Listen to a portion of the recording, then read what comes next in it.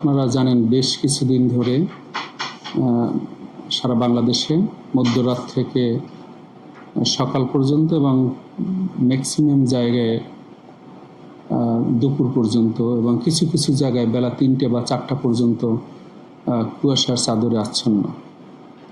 ফলে কি হচ্ছে, দিনের বেলা কুয়াশার চাদর ভেদ করে সূর্যের আলো ভূপৃষ্ঠকে উত্তপ্ত করতে পারে না পারার কারণে ভূপৃষ্ঠের উপরেই তো বায়ুমণ্ডলীয় আস্তরণ, ফলে বাতাস উত্তপ্ত হতে পারে না। সেই কারণে আমরা দেখেছি যে রাতের তাপমাত্রা বা সর্বনিম্ন তাপমাত্রা 9.5 ডিগ্রি থেকে 14 ডিগ্রি সেলসিয়াসের মধ্যে ওঠানামা করছে স্টেশন ভেদে সারা বাংলাদেশে, এবং দিনের তাপমাত্রা 20 ডিগ্রি সেলসিয়াস থেকে 26 ডিগ্রি সেলসিয়াসের মধ্যে ওঠানামা করছে। দেখা যাচ্ছে দিনের তাপমাত্রাও কম, রাতের তাপমাত্রা আরও কম, এবং এই সর্বোচ্চ এবং সর্বনিম্ন তাপমাত্রার পার্থক্যও কম। ফলশ্রুতিতে সারা বাংলাদেশে শীতের অনুভূতির তীব্রতা রয়েছে।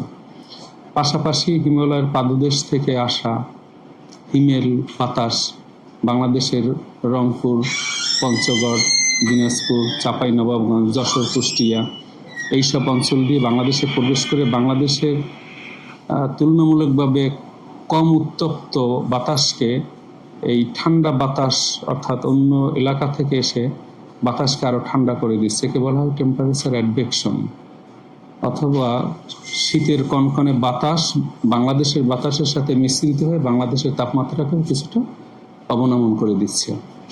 পাশাপাশি আমাদের বাংলাদেশের উপরে একে ঊর্ধ্ব আকাশ বলে, ঊর্ধ্ব আকাশের বাতাস সবসময় ঠান্ডা থাকে।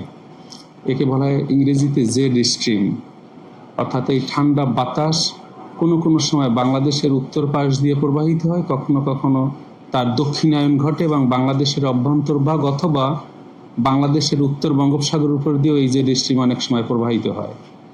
এখন এই জেড স্ট্রিম বা ঊর্ধ্ব আকাশের হিমেল ঠান্ডা বাতাসের পশ্চিম দিক থেকে যে পূর্ব দিকে ধাবিত হয় তা বাংলাদেশের উপরে অবস্থান করছে।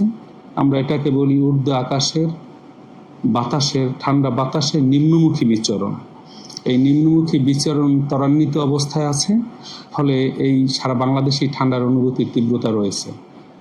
পাশাপাশি বাতাসের গতিবেগ অনেকটাই কম।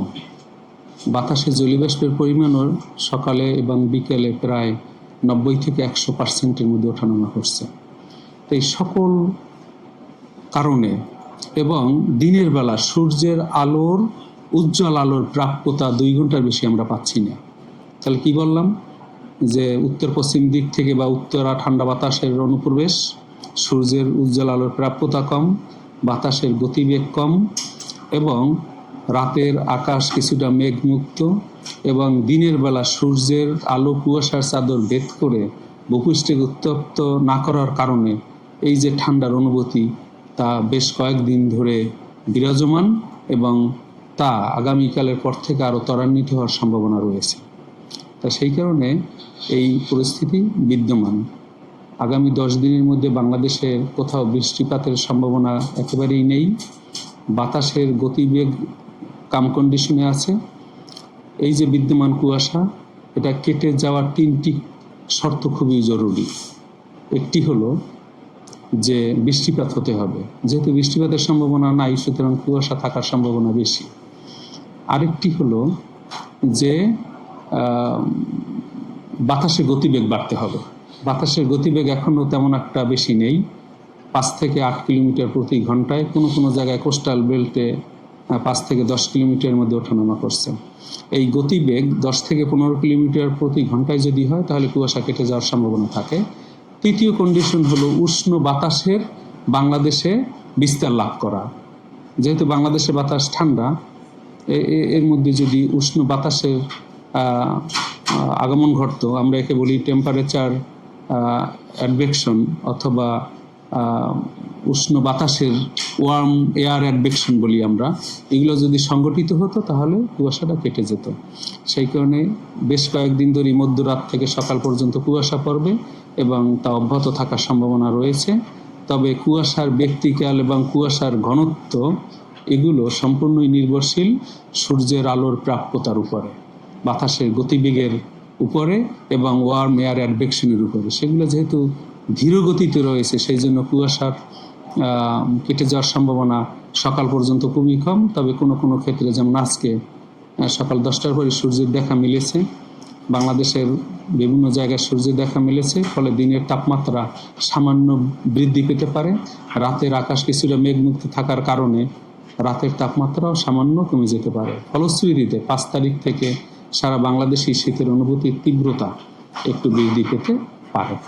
তবে বাংলাদেশে বিভিন্ন জায়গায় এখনও মৃদু ধরনের শৈত্যপ্রবাহ রয়েছে। তাপমাত্রা 8 থেকে 10 ডিগ্রি সেলসিয়াসের মধ্যে থাকলে আমরা তাকে মৃদু ধরনের শৈত্যপ্রবাহ বলে থাকি।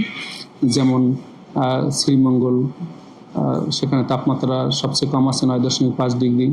এই জন্য আমরা বলি মৌলভীবাজার, সিলেট, দিনাজপুর, উত্তরবঙ্গের প্রান্তিক পর্যায়ে এবং দেশের দক্ষিণাঞ্চলেও কিছুটা তাপমাত্রা কম রয়েছে। সুতরাং ঢাকায় তাপমাত্রা আজকে সর্বনিম্ন তাপমাত্রা 12.3 ডিগ্রি সেলসিয়াস রেকর্ড করা হয়েছে, যা এই মৌসুমের সবচেয়ে কম তাপমাত্রা। এই তাপমাত্রা আর একটু কমে যেতে পারে, সামান্য কমে যেতে পারে আগামী 24 আওয়ার্সের মধ্যে। তবে 7 তারিখ থেকে তাপমাত্রা আর একটু বেশি কমে যেতে পারে। তো সেই কারণে শীতে রাতের তাপমাত্রার অবনমন এবং অন্যান্য কারণে শীতের অনুভূতির তীব্রতা কিন্তু থাকবে। প্রান্তিক পর্যায়ে তা একটু বেশি থাকবে।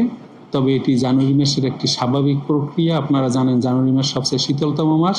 শীতলতম মাসে বাংলাদেশে আমরা মনে করি যে এই দীর্ঘ পরিক্রমায়, অর্থাৎ 1948 সাল থেকে বর্তমান এই 2026 সাল পর্যন্ত জানুয়ারি মাস সবচেয়ে শীতলতম মাস হিসেবে বিবেচিত। 2018 সালে এই জানুয়ারি মাসে তেঁতুলিয়াতে তাপমাত্রা 2.6 ডিগ্রি সেলসিয়াসে নেমে আসছিল। সুতরাং তাপমাত্রা 8 থেকে 10 ডিগ্রি সেলসিয়াসের মধ্যে থাকলে আমরা তাকে মৃদু ধরনের শৈত্যপ্রবাহ বলি। 6 থেকে 8 ডিগ্রি সেলসিয়াস থাকলে আমরা তাকে মাঝারি ধরনের শৈত্যপ্রবাহ বলি এবং 4 থেকে 6 ডিগ্রি সেলসিয়াসের মধ্যে থাকলে আমরা তাকে তীব্র শৈত্যপ্রবাহ বলি। আমরা আমাদের দীর্ঘমেয়াদী পূর্বাভাসে বলেছি এ মাসে 1 থেকে 3টি মৃদু থেকে মাঝারি ধরনের শৈত্যপ্রবাহ এবং 1 থেকে 2টি মাঝারি থেকে তীব্র শৈত্যপ্রবাহ জানুয়ারি মাসে হওয়ার সম্ভাবনা রয়েছে। এই হলো মোটামুটি আবহাওয়ার সর্বশেষ পরিস্থিতি। নিরপেক্ষ, সত্য প্রকাশে আপোষহীন।